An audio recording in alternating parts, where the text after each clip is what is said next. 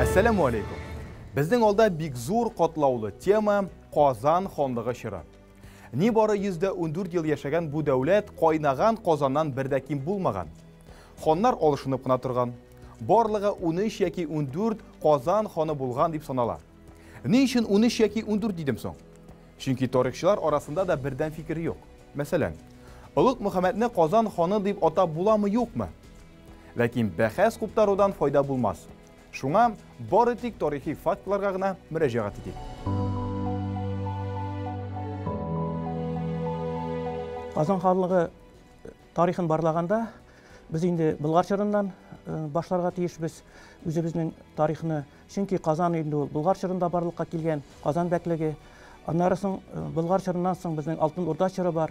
Altın Urda çırının yığıntısı bik zor bolgan Qozon xonligi uyuşu vaziyetine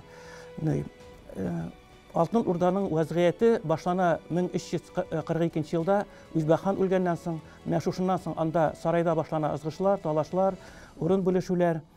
Һәм инде шушы вазiyet безнең 1357 елларга хәле бара. Монда соңгы хан Җанибек үтерелә үзенең улы Бирдибек тарафыннан. Бирдибек үзенең ир туганнарын да юкка чыгара. Hem şunun bilen ul neslin bitire, şuşu Altın Urda xanlığına özünün kuyulurga tiyişlik işlerini yokka çıgara, hem şuşu Altın Urda varislığına küreş başlana.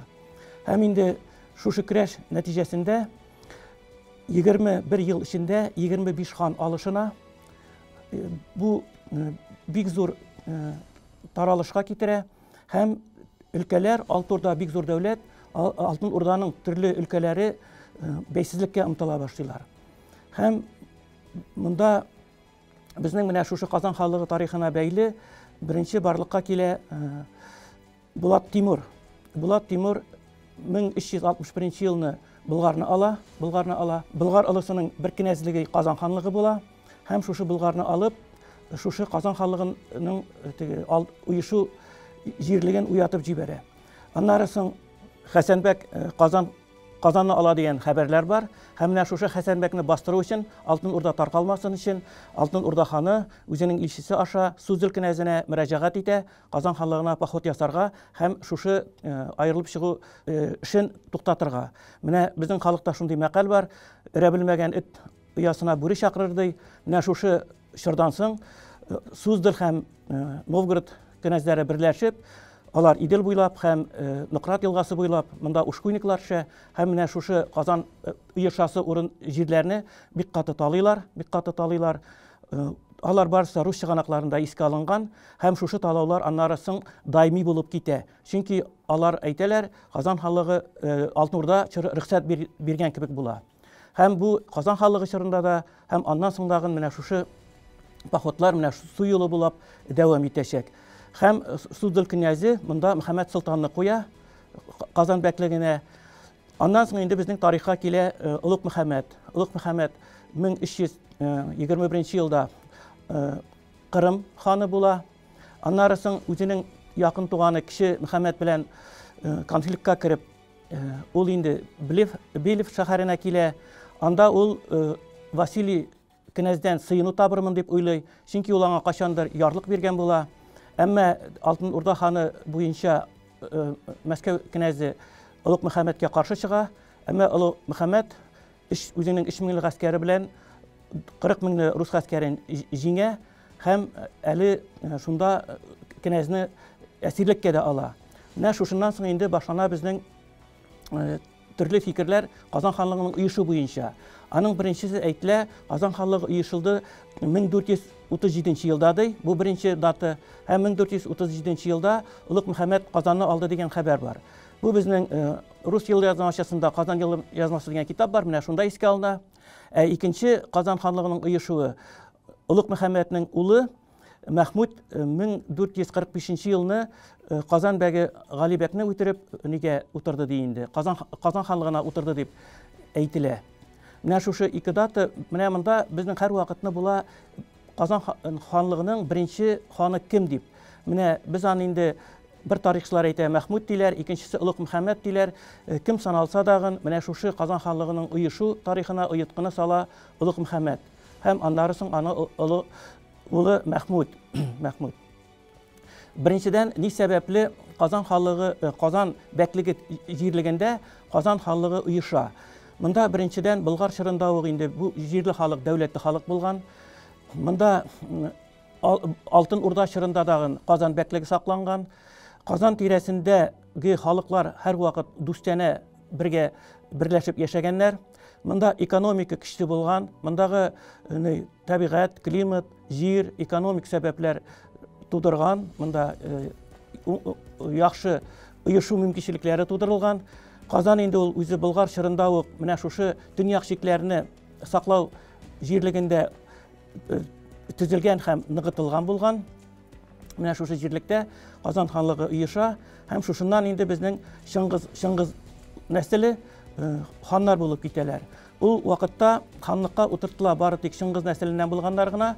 Менә мәсәлән Батыхан нәселе, алар бик зур нәсел инде һәм аңа Чыңгызлар гына була һәм алар чукындырылган чакта яисә башка халыктан булган ханнар куйларга тиеш булмый. Хәзер Мәхмүд хан Казан ханлыгы җирлегендә идарә итә 20 елдан артык. Бу Казан өчен бик уңайлы вакыт була. Бар халыклар да берләшә. Моңа бигрәк тә менә чуашлар, марилар, удмуртлар бик сөенәләр, чөнки талау сугышлары була. Сугышлар Алтын Урда чоры булса да менә бу чиктәге рус һөҗүмнәре булып тора. Монда тыныч тормыш башлана. Безнең Мәхмүд ханнан соң аның улы Хәлил утыра ханлыкка. Менә Хәлил ул 2 ел гына утыра ханлыкта. Аның хатыны ныгайлардан була һәм безнең киләчәктә менә Казан ханлыгында зур сәяси роль уйнаячак 2 партия булачак. Аның берсе Көнбатыш, берсе Көнчыгыш. Көнбатышны без инде рус йогынтысы дип әйтәбез. Ә Көнчыгышны без инде Кырым һәм Ногай йогынтысы дип әйтәбез. Менә шушында Көнчыгыш партиясенең йогынтысы урнаша башлый. Хәлил хан озак идарә итмәй, ул үлә һәм аның нәселе дә калмый. Хәлилдән соң монда аның абыйсы Ибрахим хан була. Ибрахим хан ханлыкка 2 тапкыр килә һәм Ибрахим ханның дагын без чорын 10 еллап ханлыкта була. Без аны уңай бәялибез. Бу менә шушы бабасыннан килгән чордан ук Казан ханлыгында тынычлык урнаша, экономик үсеш башлана. Һәм Ибрахим ханның үзенең хатыны, беренче хатыны була Фатима, һәм Ибрахимның аннан була 3 улы. Булар инде Илһам, Хыдайкул, Миңле Тахир. Һәм менә шушы аның инесе алдан абыйсы ханлыкта утырды бит. Ул аның хатынын да үзенә ала. Бу була инде данлыклы Нурсултан һәм Нурсултаннан туа тагын 2 ханзадә Илһам белән Габдуллатиф. Ибрахим хан үлгәч, Нурсултан үзенең кече улын алып, Габдуллатифны Кырым ханы Миңлегәрәйгә кияүгә чыга. Кияүгә чыга Ибрахим хан үлгәч, һәм инде монда яңа бер вазгыять туа. Мәскәү ягы шушында хәзер Ибрахим ханның нансың ханны Мөхәммәд Әминне куярга телиләр. Бер як. Ә икенче як, менә бу рус ягы. Алар шушында Касим ханны китермәкче булалар. Касим ханы дагын ул шул ук Улуг Мөхәммәднең улы, ул вакытта Гаради шәһәрендә Касимга бирәләр җир һәм ул анда Касим ханлыгын оештыра. Менә шушы Касим ханлыгы киләчәктә Казан ханлыгын юкка чыгаруда дип әйтергә дә була инде, какшатырга, аны экономик яктан түбәнәйтергә бик зур роль уйнаячак. Касим ханны куймыйлар, куялар Мөхәммәд Әминне. Мөхәммәд Әмин менә шушы чорда куялар әле Мөхәммәд Ибрахимнан соң куялар Илһам ханны. Илһам ханны яклый бер партия, Мөхәммәд Әминне яклый икенче партия. Мөхәммәд Әмингә әле 10 яшь кенә була һәм шушы абыйсы Илһам ханны куйганнан соң Мөхәммәд Әминне Василий үзенә ала. Ул вакытта шундый традиция була, ханнарны төрле илләр шулай тәрбиялиләр. Һәм менә шушы Илһам хан үлгәннән соң Мәскәү инде үзе тәрбияләгән Мөхәммәд Әминне куясы килә Казан ханлыгына. Берәүләр куясы килә аның инесе Габдуллатифны. Менә шулай итеп, монда инде ул ханнар гел менә шулай алышынып торалар. Берсе килә, икенчесе, һәм аларны алыштыруда менә шушы көнбатыш һәм көнчыгыш партияләр бик зур роль уйныйлар. Менә әйтеп узасым килә, шушы Казан ханлыгы инде ул 114 ел яшәгән, шушы 114 ел эчендә Казан ханлыгында 14 хан алышына. Һәм әле ул ханнарның икесе 3 тапкыр килә, икесе 2-шәр тапкыр килә. Һәм һәр хан алышыну ул була зур вазгыять, һәм һәр хан алышынганда кенәзләр, бәкләр һәм менә шушы ике партия тарафдарлары үзара ызгышалар, үтерешәләр, бер-берсен кыралар. Шул ук вакытта менә Казан ханлыгы чорында Мәскәүдә алышына барлыгы тик 4 патша гына. 4 патша алышына, һәм алар һәр берсе 20-шәр, 30-ар ел тотрыклы хезмәт итәләр. Һәм монда тагын бер үзенчәлеге бар.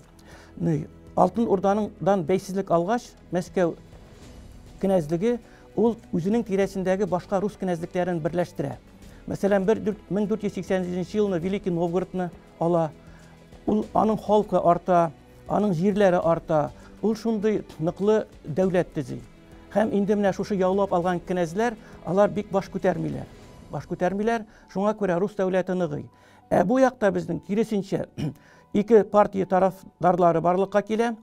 Рус яклы, аның бер өлеше була тора инде байлардан, сәүдәгәрләрдән, алар рус ягына тарталар. Икенче ягы була ныгайлардан, менә әйтеп бит әле хатыннары ныгайлар дип, Кырымнардан хатыны шул ук ныгай, Казан ханының хатыны Кырым ханына чыга дип, менә шушы ике йыгынты була. Ул йыгынты бара менә шушы 70 ел буена, һәм бик күп югалтулар кичерә Казан ханлыгы. Мөхәммәд Әминнән соң килә монда инде Шаһгалине утырталар Мәскәү ягы. Аннары соң Шаһгали урынына килә монда Сәхип Гәрәй 1521-23 елларны. Сәхип Гәрәй бик тәвәккәл хан була. Ул Казан Мәскәү араларын, Мәскәү гаскәрен бик зур җиңеп, Мәскәү белән Казан арасын тигезлей. Анда инде бик күп сулыклар төйләр, шартнамәләр төйләр. Ул шартнамәләрдә әйтелгән дус булыйк, шикләрне бозмыйк, сәүдә барсын дип, һәм менә шушы шартнамәләр алар барысы да рус ягы тарафыннан һәр вакытны бозылып киләләр. Аның шартлары чөнки рус дәүләте бик каты көчәеп китә, һәм ул үзенең көчен белә.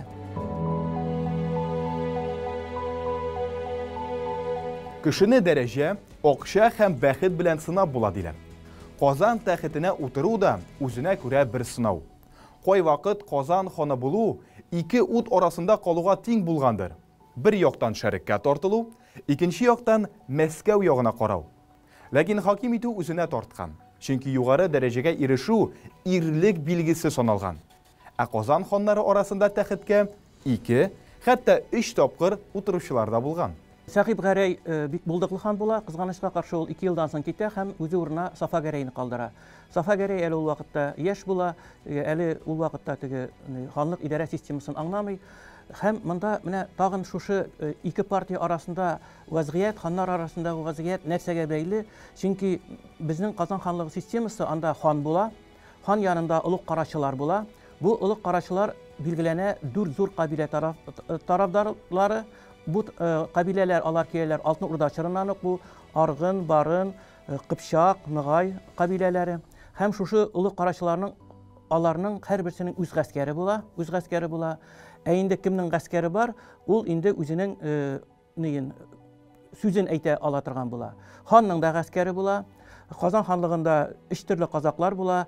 Ичке казаклар, тышкы казаклар, сарай казаклары. Алар ханның да үз гаскәре була. Һәм шулай ук монда Казан ханлыгы җирлегендә була төрле бәклекләр, менә мәсәлән Арча, Чаллы, Мамадыш, алар барысы да була. Алар да һәр үз гаскәрләре була. Казанга яу килгәндә алар үз гаскәрләре белән ярдәмгә киләләр, һәм алар шул ярдәмгә килү сәбәпле, гаскәрләре булу сәбәпле һәр вакытны үз фикерләрен Казанга җиткерә торалар, һәм менә шушы ханнар алышынганда алар һәр вакытны үз йыгынтысын кертәләр. Һәм күбрәк бу очракта алар төрле партиягә берләшәләр һәм капма каршылыкка киләләр. Менә шундый кичкенә генә ызгыш талашлар була, аннары үз сүзенең үтмәвенә үпкәләшүләр була. Менә һәр вакытны шулай була.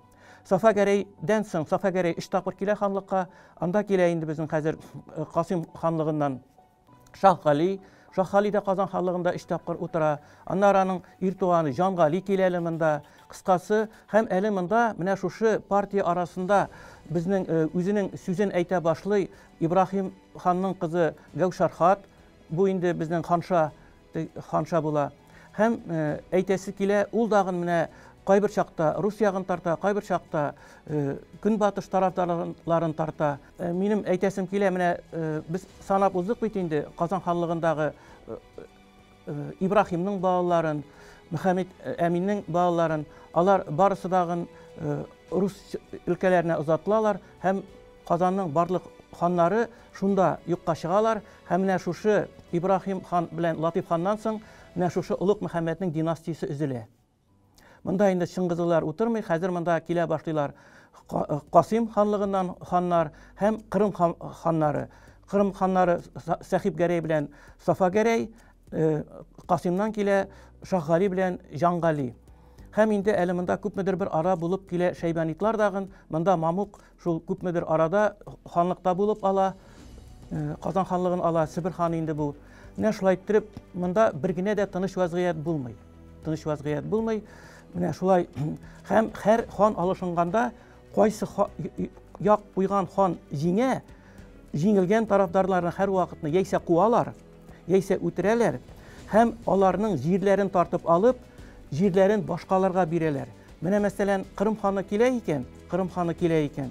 Анда инде рус елъязмаларында язылган. Менә Кырым ханы килеп, аңа хәтле булган князьләрнең җирләрен алып, бу җирләрне үзенең яраннарына бирде ди. Ул бит хан үзе генә килми, ул гаскәре белән килә, князьләр, мырзалар, бәкләр белән килә. Һәм ул бәкләргә яшәр өчен җир кирәк. Монда бит Казан ханлыгында төп байлык җир, һәм ул менә аңа хәтле булганнарның җирләрен бүлеп бирә. Аларның балалары, оныклары җирсез калып, менә шушы вазгыятьтәген Казан ханлыгына һәр вакытны үпкәләшүләр, ниләр китерә. Һәм әгәр инде икенче ханны куйсалар, ханнар бит инде бик еш алышынып торган. Тегеләрен куалар да ул җирләрне башка бәкләргә тараталар. Менә шуңа күрә монда әле хан алышыну гына теге үзара конфликтларга китерми, монда төп сәбәп менә шушы җирләрнең дөрес бүленмәве. Ул җирләрнең ата-бабадан калмаганлыгы һәм ул җирләрне саклауда менә ул Сиргал системасы, Тархан ярлыклары, алар барысыдан гел бузылып торалар.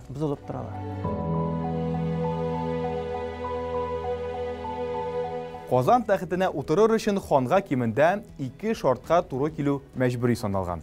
Ул бары тик Чыңгыз хан нәселеннән чыккан һәм мөселман булырга тиеш. Тәхеткә бик яшьли утыручы ханнар шактый булган. Мәсәлән, Мөхәммәд Әмин, Сафа Гәрәй яшүсмер чакта хан дип игълан ителәләр. Әлбәттә, бәкләр ханны үз ягына каратырга, ә карачылар үз сәясәтен үткәрергә тырышканнар. Бер караганда biz әйтәбез, Казанның үз ханнары булганмы? Менә шушы Хәлил ханда, Ибраһим ханда, Мөхәммәд Әминдә, Илһам ханда, Габдуллатиф та алар барысы Казанда туганнар. Аларны без Казан ханнары дип әйтә алабыз бер яктан. Әмма икенче яктан алар җирле халык түгел. Һәм алар һәр вакытны менә шушы ханлык иткәндә үз мәнфәгатьләрен һәм үзләренең шушы кабилә мәнфәгатьләрен яклаганнар. Менә кайсы хан каян килгән, алар шул мәнфәгатьләрне яклаганнар. Анда рус елъязмаларында әйтелә, менә мәсәлән Сафа Гәрәй турында. Ул ди җирләрне үзенекенә таратты һәм мондагы байлыкны Кырымга илтәде. Анда үпкәләшүләр бик күп була. Андый фактлар бик күп билгеләнгән шушы елъязмаларда. Менә без инде Казан ханлыгын тарихын тасвирлаганда күбрәк 90%-тан артык без рус чыганакларын барлыйбыз. Чөнки башка чыганаклар калмаган. Безнең чыганаклар дигәндә, беренче безнең төп чыганак ул инде менә шушы Сәхип Гәрәйнең ярлыгы. Ул ярлык хәзердә саклана, ул үз кулъязмасында. Тагын бар 4 ярлык, алар инде күчермәдә сакланганнар. Мәсәлән, Ибраһим хан ярлыгы, Сафа Гәрәй хан ярлыгы һәм Мөхәммәд Әмин хан ярлыгы. Менә әле ул ярлыкларга килгәндә, ул бит менә шушы Болгар улысында ничек булган? Ярлыклар системасы, ул Мәскәү улысында да шулай булган. Менә шушы Болгар улысы белән Мәскәү улысының аермасы шунда, Болгар улысында Чыңгызлар идарә иткән. Мәскәү улысында идарә иткән рус патшалары. Алар түләгәннәр ясакны бүрүк. Менә тегендә анда шундый тәхетнең тапшырылуы сакланган. Һәм анда кайсы баяр җиңгән, ул үзенең династиясын уздырган. Менә без беләбез, мәсәлән, Годуновлар һәм башкалар. Бу якта һәрвакыт Шыңгызытлар урнашкан һәм кайсыдыр ханның балалары калмаса, инде якын туганнары шушы тәхет өчен сугыша башлаганнар, көрәш башлаганнар. Һәркемнең хан буласы килгән, югары күтәреләсе килгән һәм идарә системасында үз кулына алырга теләгән. Менә шушы чыганакларга килгәндә безнең төп 3 чыганак бар инде. Без аның берсен әйтәбез.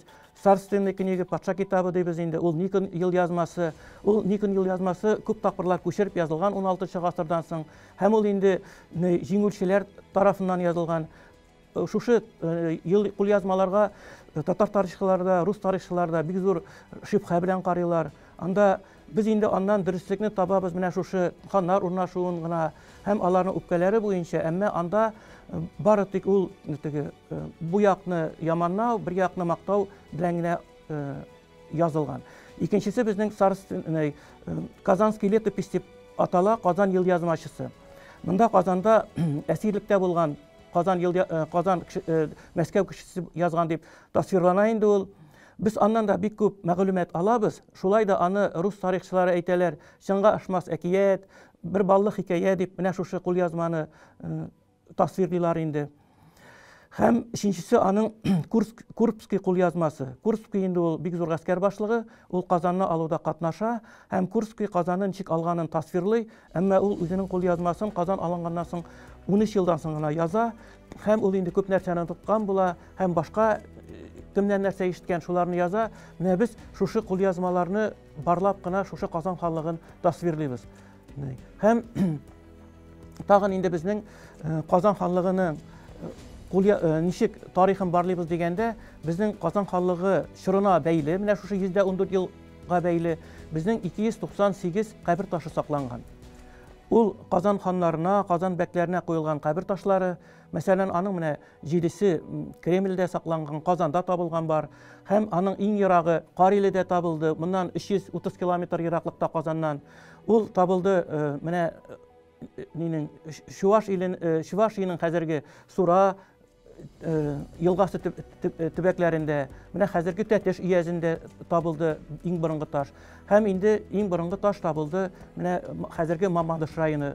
Biz шушы кабер ташларына бәйле шул чорның бәкләрен барлый алабыз, шул чорның территориясын билгели алабыз. Һәм Казан ханлыгының җирен, күләмен тасвирлый алабыз. Безнең калган чыганаклар алар барысы да бары тик менә шушы археологик материал культура гына. Алар безгә шул чорның сөйлиләр, менә хуҗалык тарихын, экономик тарихын, кулланышларын, йорттагы кулланыш әйберләре, эш коралларын, сугыш коралларын, әмма чыганакларга килгәндә әйтеп узуымча, без бары тик рус чыганакларына гына таянабыз. Дөрес, башка чыганаклар да бар. Әмма алар ул чыганаклар әһәмиятле булса да, алар бик мәгълүматлы түгел. Мәсәлән, Мөхәммәд Әминнең Польша короле Александрга язган хаты бар. Һәм шул ук вакытта Кырым ханының Сигизмунд, шул ук Польша короле Сигизмунд белән язышканда Казан ханлыгы искә алына. Андый хатлар бар. Аннары бар хатлар, менә безнең бит инде төп күрше булган берсе Ныгай ханлыгы улысы һәм булган Мәскәү. Менә шушы Мәскәү Казанны изоляциягә тоту өчен бик Ныгайлар белән бик дуслаша һәм Ныгайларның бәкләрен сатып ала башлый һәм шушы Ныгайлар урнашалар Кырым белән Казан арасында һәм менә шушы Ныгайлар шиклиләр Кырым белән Казан элемтәләрен. Без бит инде әйтеп уздык, Шыңгызытлар, Кырмыллар дибеме? Һәм шушы Кырмыллар алар күп очракта килә алмыйлар. Менә экономик сәбәпләр бузыла, ике арада менә шушы Ныгайлар утыра. Шул ук вакытта монда Ныгайның үзенең йогынтысы бик зур була. Без бит инде әйтеп уздык, менә мәсәлән, Сөембикә ул инде Йосыф мырзаның кызы. Алар инде бер яктан булышалар, икенче яктан каршы торалар. Чөнки Ныгайлар алар үзләре шушы 8 улыска бүленәләр. Аларның төп була бәкләре Исмәгыйль һәм менә шушы Исмәгыйль шушы улысларны берләштерә алмый ул. Ул инде руслар яклы була, һәр вакытны руслар мәнфәгатен үти. Һәм руслардан ул бик күп бүләкләр ала. Менә шушы дагын Казан ханлыгын үсешен тоткарлый. Икенчесе, менә 1530 елларга хәтле әле Мәскәү ул ничектер бик Казанга бәрелә алмый. Менә шуннан соң инде Мөхәммәд Әмин вакытларында ул инде Казанга тыкшына башлый. Хан кую эшендә ул һәр вакытны шартнамә төзиләр, Мәскәү рөхсәтеннән башка ханнар өйләнә дә алмый һәм ханлыкка менә дә алмый. Менә шундый бер чор була. Менә инде Кырым ханнары килгәннән соң монда инде Казанның бәйсезлегенә һәм шушы Мәскәү белән Казан арасының тигезлегенә омтылыш ясала. Менә Мәскәү шушы ике партия дидек бит. Менә шушы Рус партиясе, сәүдә яклы партия, Мәскәүгә якынлашу партия. Ул Мәскәү партиясенең Мәскәүгә язган бик күп хатлары сакланган. Аларны укысаң, анда кенәзләр әйтәләр, без сезгә булышабыз, без сезгә хезмәт итәргә әзер дип, һәм Мәскәү патшасы Казанда барган һәр вазгыятьне инәсеннән җебенә хәле белеп тора. Менә шушы хатларда, Ногай Мәскәү арасындагы хатларда, бу хатларны 4 томда чыгардылар бүгенге көндә, һәм шушы хатларда анда мәсәлән Ибраһим Бахшы гел язып тора. Ибраһим Бахшы үзе эшли Казанда, секретарь булып ханның, һәм аның ул бит инде һәр нәрсә секретарша уза, һәм монда нәрсә генә, нинди генә фикер булса да, ул һәр вакытны Ногайлар аша Мәскәүгә барып җитә. Һәм менә шушы Рус партиясенең кенәзләре сатып алына. Аларга бүләкләр җибәрелә. Алар һәр вакытны илче буларак Мәскәүгә баралар, һәм анда зур кунак хөрмәт сый күрсәтелә аларга. Алар аннан зур бүләкләр белән әйләнеп кайталар. Минем әйтәсем килгәне, менә шушы вазгыять, шушы партия, менә шушы ханнарның еш алышынуы, аларның бик еш ханлыкка килүләре, менә шушы Казан ханлыгының һәр вакытын таркатып тора. Казан ханлыгын яулап алу өчен уңайлы шартларны озак санарга мөмкин. Буларга татар ханлыклары арасында булган низакларны һәм интригаларны, ушкуйник һөҗүмнәрен кертеп була. Ушкуйниклар, ягъни башкача әйтсәк, Новгород пиратлары була. Ә менә Казан ханлыгы чорында нинди сәяси вазгыять булганын төптәнрәк өйрәник. Казан ханлыгы ул Мәскәү дәүләтенә иң якын торган ханлык. Һәм Казан ханлыгының тугандаш дәүләтләре дип әйтик инде, менә Астрахань ханлыгы, Кырым ханлыгы, Сибир ханлыгы, Ногай урдасы, алар барысы дагы Казан ханлыгыннан ерак булалар. Алар арасында шик дигән нәрсә практически булмый. Һәм Алтын Урда бик зур дәүләт, һәм ул чорда менә мәсәлән Сибир ханлыгы белән Казан ханлыгының аралашу мөмкинчелеге шикле була. Ул бик зур ераклык. Анда илчеләр йөргәннәр, сәүдә йөргән, әмма ниндидер менә теге артык якынлык булмаган. Аннары соң ул аларның һәрберсендә менә бу Чыңгыз нәселеннән утырган инде башка ханнар, һәм алар инде һәр вакытны буын арасында ераклашканнар. Алар үзләренең туганлыкларын инде ерак туганнар икәнен белгәннәр, әмма алар арасында якынлык, ярдәм итү булмаган. Һәркем үзен кайгырткан. Аннары менә без Мәскәү ханлыгын дибез бит инде. Мәскәү ханлыгы ул әйләнеп уза башлый менә шушы Мари Удмурт ягын. Ул инде анда Хлынов шәһәрләрен ала, анда Сибирдән ул килеп, хәзер ул инде Казан ханлыгына Нократ аша гына түгел, Кама аша да төшә башлый. Менә ул вакытта бик еш талау сугышлары була. Алтын Урда чорында менә шушы төбәккә иң зур авырлыкны китерә менә шушы Токтамыш белән Аксак Тимирнең сугышы. Менә ул бик зур зыян сала, менә шушы вакытта менә шушы Болгар улысы бик зәгыйфләнеп кала. Әле бит Болгар улысында булган анда Жүкәтау кенәзлеге, Болгар кенәзлеге, алар бик зур кенәзлекләр. Һәм менә шушы вакытта инде ушкуйниклар төшәләр. Алар 300 сандагы кимәләрдә төшәләр, бөтенесе сугыш кораллары белән. Һәм инде менә Болгар да талана, Жүкәтау да талана. Мәсәлән, 1431дә Болгарны Федор Пестрый алып талый. Һәм аны ул вакытта шушы төбәктәге бөтен бәклекләр, кенәзлекләр талана, шәһәрләре җимерелә. Менә безнең төбәктә Болгар чорыннан алып Казан ханлыгына чорына хәле барлыгы 196 шәһәр билгеле. Кала, ныгытмалар. Аларның бик азлары гына Казан ханлыгы чорында исән кала. Менә мәсәлән, Чаллы, Мамадыш дибез без. Мәсәлән, Тауиле, Арча, менә шундый Иске Казан, менә алар бик аз гына калалар. Болгар улысы чорында, Алтын Урда чорында ул бик зур территория алып тора. Менә монда иң зур зыянны Казан ханлыгына хәтле менә шушы ушкуйникларның талау сугышлары юкка чыгара. Менә мәсәлән, Аксак Тимир килеп киткәннән соң бу җирләр бит инде таланып кала, гаскәрсез кала, һәм ушкуйниклар төшеп, бу рус чыганаклары буенча менә шушы Нократтан алып Казанга хәтле шушы җирләрне 3 ай буе талыйлар. Анда әйтәләр, Чаллы да алынды, Кирмәнчек алынды, Казан үзе дә алына. Бу җирдә алар инде яндыралар, халык кырыла, менә экономика һаман аска тәгәри, байлыкны алып китәләр, әсирлеккә алып китәләр. Менә бу төбәк ул һәр вакытны халык санын артмый. Чөнки вазгыять һәр вакытны Казан ханлыгына чиктер каршы була. Без санап узган безнең теге тугандаш дәүләтләр дип әйтгәндә, алар һәрберсе бик еракта була. Аннары ноғайлар, алар бит утырак тормышлы түгел. Аларның шәһәрләре юк. Алар дала халкы.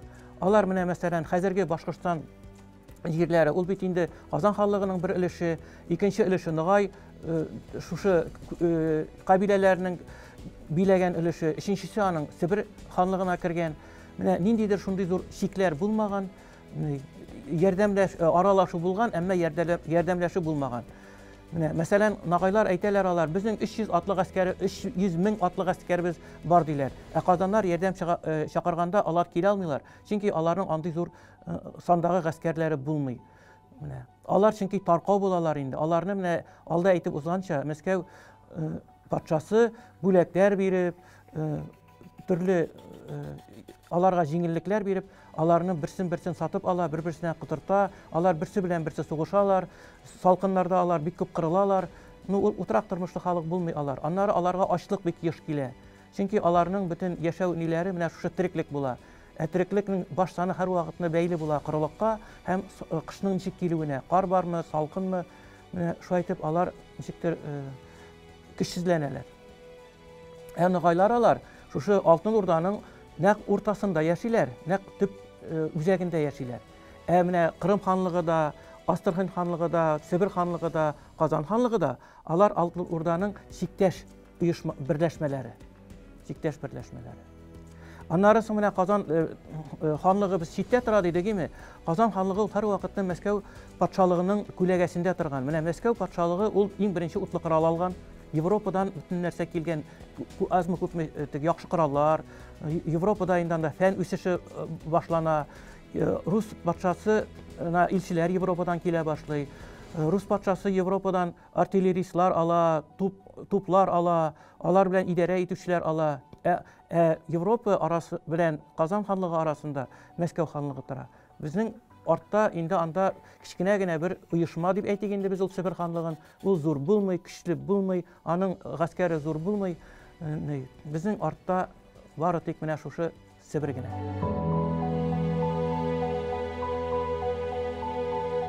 Казан ханлыгы турында сүз алып барабыз. Казанның үзенә әле борылып та карамадык. Казан кайчан оешкан соң? Башка сорауларда туа тора. Башкала ул вакытта нинди булган? Менә хәзерге безнең Казан шәһәре җирлегендә кешеләр илеглектән яшәгәннәр. Монда 10 мең, 20 мең ел элек яшәгән кешеләрнең изләре бар. Таш гасырлары да бар монда. Казан шәһәре эчендә борынгы менә таш гасыр шәһәрләрдә ныгытмалары да бар. Казан ханлыгы инде ул менә Болгар чорында, Болгар дәүләте оеша. Болгарлар бит инде 7-8 гасырларда киләләр һәм аларның менә шушы төньякны алар яклау исәбеннән монда калат диләр. Шуңа күрә мин уйлыйм, Казанга аңа шәһәр буларак кына 1000 ел, әмма ул Казан иртәрәк оешкан. Әле бит шәһәр оешканчы беренче шәһәр тирәсендә авыллар оеша. Шуңа күрә монда бернинди шик тә юк. Казаннан соңгы шәһәрләр менә Иске Казан, менә без аны Иске Казан дибез, ул дөресендә Иске Казан түгел, ул Эчке Казан. Чөнки ул Казан елгасының эчендә урнашкан. Алар соңрак барлыкка килгән. Арча, алар барса менә монда инде бәклек урнашкач, хәзер безгә кирәк була тагын да төньяккарак җирләрне сакларга. Менә шунда инде Арчаны алар төзиләр, Арчаны. Менә шулай итеп җирләр киңәя. Менә мәсәлән без Алабуга шәһәре дибез. Алабугада да 1000 ел дибез. Алабуга инде ул шушы Болгар дәүләтенең көнчыгыш чикләрен саклау өчен калга буларак урнаша. Менә мәсәлән Мамадыш шәһәре. Мамадыш шәһәре ул менә ушкуйниклар һәр вакыт ныграк буйлап төшәләр. Ул шул җирдә аларның төшүләренә беренче каршылык күрсәтү, аларның килүе турында хәбәр бирү өчен төзелгән ныгытма. Казанга ул теге ниндидер сәясирәк әйбер булган кебек булды. Әмма Казанның шәһәр буларак оешуы 1000 елдан да борынгырак. Менә мәсәлән безнең борынгы Чаллы шәһәре бар. Борынгы Чаллы шәһәрендә 11 гасыр әйберләре чыга. Ул да шул Казан чоры менә шушы Алабуга белән Казан ханлыгы арасында борынгы Чаллы шәһәре дә бар. Ул да 11 гасырда урнашкан. 11 гасыр булгач, 1000 ел була бит инде. Һәм ул үзе дә урнашмаган. Менә шушы шәһәр тирәли без 5-гә якын борынгы авыл урыннары таптык. Менә чөнки шәһәр яшәсен өчен аның җирле авыллар җирлеге кирәк. Шәһәрне туендыру өчен. Шәһәрдә бит күбесенчә яшәгәннәр менә тимерчеләр инде, шундый экономика буенча, чүлмәкчеләр анда, тегүчеләр, авыллар аларны ризык белән тәэмин итеп торганнар. Менә белән шул тире белән, мәсәлән, әйбер белән тәэмин итеп торганнар.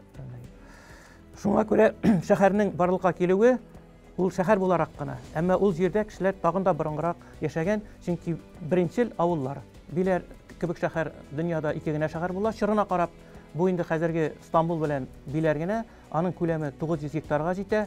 Бу инде безнең 236 елны җимерлә дә, күпмедер арада якында шәһәрләр торгызыла, аннары кабат юк ителә. Ул безнең Болгар чоры. Хронология буенча. Безнең менә Биләр турында сүз булды. Болгар ул безнең менә шушы монда яулар килгәч, Болгар дәүләте яулап алынгач, монда Болгар улысы барлыкка килә. Һәм ул менә шушы Алтын Урда дип әйтәбез бит без. Ул Алтын Урданың чын исеме аның Жуши улысы. Ул Жуши хан вакытында шушы Жуши улысының шушы Алтын Урданың ул беренче дәүләте. Беренче акчалар да шушы Болгарда сугыла. Менә ул андагы төзелгән менә бу теге карапулатлар, мунчалар, ниләр, алар барысы да шул 13-14 гасырларга карыйлар. Ул Алтын Урданың беренче дәүләте, башкаласы. Аннарысын инде Сарайбату китә, Сарайбәркә китә. Алар инде 2нче һәм 3нче башкалалар Алтын Урданың. Казан ханлыгы ул менә шушы Болгар бит инде ул Алтын Урдага үзәгенә якынрак һәм һәр талау сугышлары Болгар аша узган. Менә без әйтеп уздык бит инде князь Федор Пёстрыйдагы 1431 елны талый Болгарны. Аны Хәсәнбәк тә талый, аны Булат Тимур да талый, аны бик күпләр талый. Һәм ул һәр вакытны халык инде аннан күченеп китә башлый. Менә шул Казанны инде, әле Казанны Яңа Болгар дип татыйлар. Болгар әл-Җәдид диләр. Шуңа күрә Казан төбәге ул инде ераграк була. Менә шушы сугышлардан монда тормыш тынычрак була, тормышрак була, халык монда күбрәк була. Халык ул яктан тыныч якка күчә башлый, бу якка. Менә Каманың алгы ягына.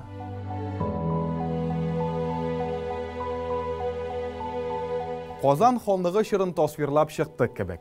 Гомумән алганда, бу дәүләт үзенчәлекле вакытка туры килгән һәм бик үзгә тормыш кичергән. Иштән дә тыштан да кайнаган Казан ханлыгы озак яшәмәгән. Һәм аның дәүләт буларак юкка чыгуына бик күп сәбәпләр китергән. Ләкин бу сәбәпләрне һәм Казан ханлыгының яуланып алуын без аерым өйрәнербез. Ассаламу алейкум ва рахматуллахи ва баракатуху.